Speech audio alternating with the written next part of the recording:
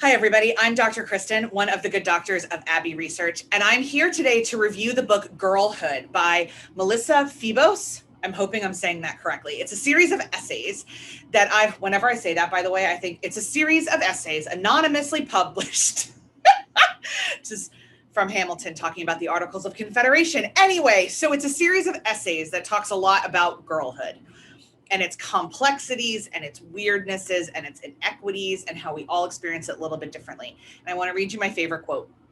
During girlhood, we learn to adapt a story about ourselves, what our value is, what beauty is, what is harmful, and what is normal, and to privilege the feelings, comfort, perceptions, and power of others over our own. This training of our minds can lead to the exile of many parts of the self, to hatred for and the abuse of our own bodies, the policing of other girls, and a lifetime of allegiance to values that do not prioritize our safety, freedom, or pleasure. Though mine was among the last girlhoods untouched by the internet, I have found many of the same challenges among those who've grown up since. If anything, they've been exacerbated. Girlhood and that period of, before adolescence and into early adolescence, we don't talk about a lot from a reflective or sociological perspective if it's not part of like this massive trauma story. What I really appreciate about Melissa's book is that there are traumatic events, for sure, because there's trauma in everyone's life, but it's not framed as the story of overcoming. It's not framed as anything else. This is what girlhood is like. This is especially American girlhood. This is what it's like to be taught from a very early age that you're not a priority by the culture around you, potentially by the family you're in.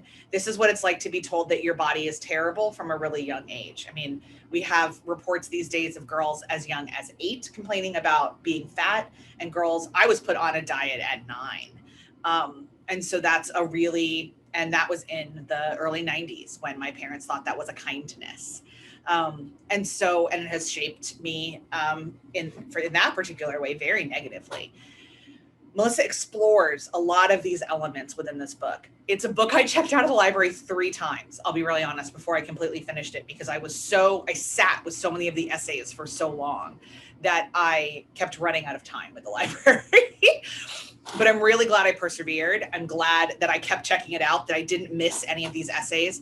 I think in terms of an empathy builder, if you're not a girl as a young person, like if you didn't grow up girl, it's great.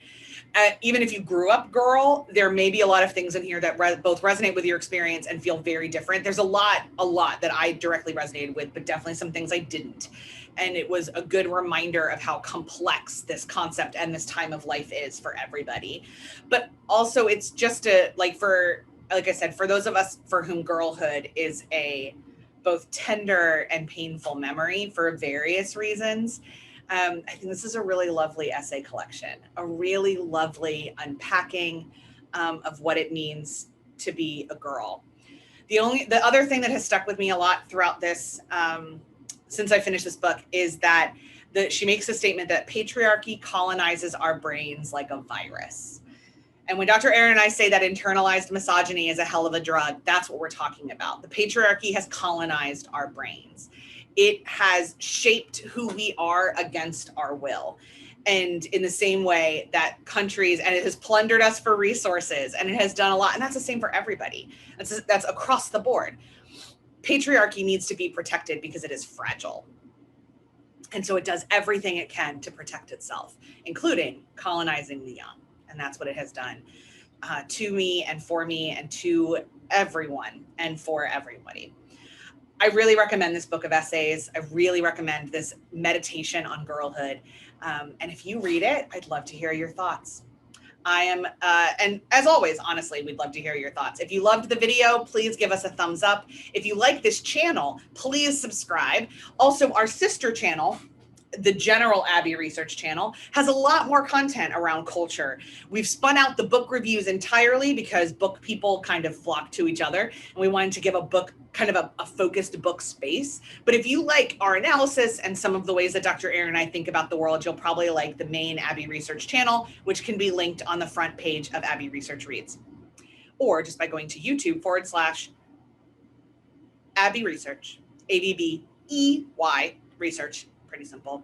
So we'll see you wherever we see you. And if not, until next time on Abbey Research Reads, we'll see you then.